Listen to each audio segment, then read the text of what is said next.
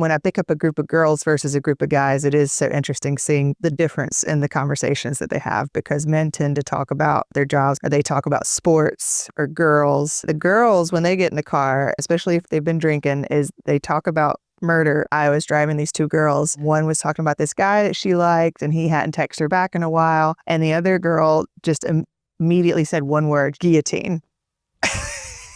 Chop, chop. And I'm just like, oh my God. One time there was this guy and it was like a picture of a clown, like a scary clown. And his name was in all caps, Murder. I declined that ride.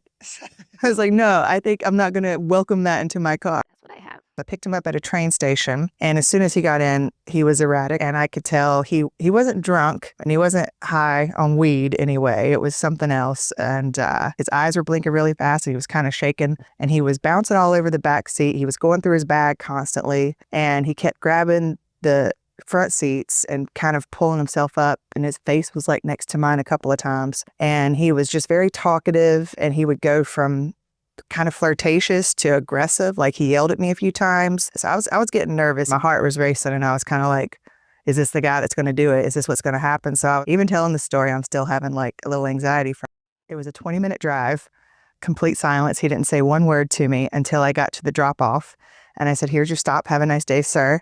And from the back, he quietly said, are you in your 40s? Then I said, yes. And he said, oh, you look pretty good. Can I get your number? I said, sir, you are in a Subaru and I have a mullet.